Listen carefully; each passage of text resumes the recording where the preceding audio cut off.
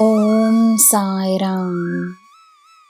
ನನ್ನ ಮುದ್ದಿನ ಮಗುವೆ, ನಿನ್ನ ಜೀವನದಲ್ಲಿ ನಿನಗೆ ಏನೇ ಬೇಕಿದ್ದರೂ ಅದರ ಉದ್ದೇಶವೇನೆಂದು ಮೊದಲು ತೀರ್ಮಾನಿಸು. ನಿನ್ನ ಆಸೆಯಂತೆಯೇ ಆಗುತ್ತದೆ. ಉದ್ದೇಶ ನಿನ್ನ ಮನಸ್ಸಿನಲ್ಲಿ ಸ್ಪಷ್ಟವಾಗಿದ್ದರೆ ನಿನಗೆ ಏನು ಬೇಕೋ ಅದನ್ನು ನೀನು ಪಡೆಯಲು ನಿನಗೆ ದಾರಿಯಾಗುತ್ತದೆ. ತನ್ನೊಳಗಿನ ಧ್ವನಿಯನ್ನು ಕೇಳಿಸಿಕೊಂಡರೆ ನಿನ್ನ ಆಲೋಚನೆಗಳಲ್ಲಿ ಸ್ಪಷ್ಟತೆ ಇರುತ್ತದೆ. ನಿನಗೆ ನನ್ನ ಆಶೀರ್ವಾದವಿರುವಾಗ ಹಿಂಜರಿಕೆ ಏನು, ಭಯವೇನು? ಧೈರ್ಯವಾಗಿರು. ನಿನ್ನ ಎಲ್ಲ ಕಾರ್ಯಗಳಲ್ಲಿ ಈ ಸಾಯಿಯ ಬೆಂಬಲವಿದೆ. ಹಳೆಯದನ್ನು ನೀನು ಮರೆಯಲೇಬೇಕು. ನಿನ್ನ ಮಾರ್ಗದರ್ಶನಕ್ಕಾಗಿಯೇ ನಾನಿದ್ದೇನೆ. ತನ್ನೊಳಗಿನ ಸಾಯಿಯನ್ನು ಗುರುತಿಸು.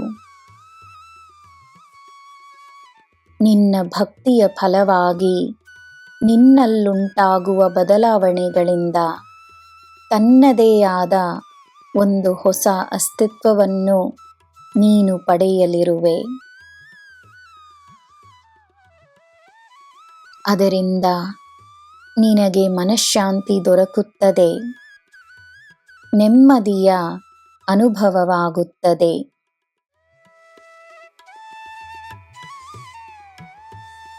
ನನ್ನ ಬಳಿ ನೀನು ಬರಲಾಗದಿದ್ದರೆ ದುಃಖಿಸಬೇಡ. ನಾನು ನಿನ್ನ ಬಳಿ ಬಂದಿರುವೆನೆಂದು ನಂಬು.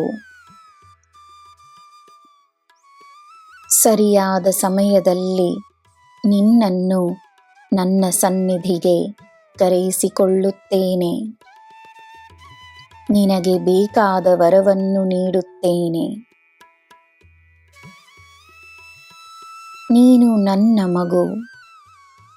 ನಿನ್ನ ಸಮಸ್ಯೆಗಳನ್ನು ನಾನು ಬಗೆಹರಿಸುತ್ತೇನೆ.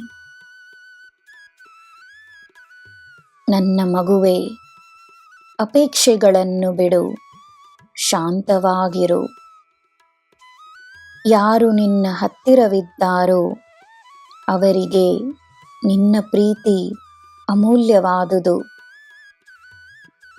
ದೂರವಿರುವವರು ಅವರ ಮನಸ್ಸಿನಿಂದ ನಿನ್ನ ಹತ್ತಿರವಿದ್ದಾರೆಂದು ನಂಬು.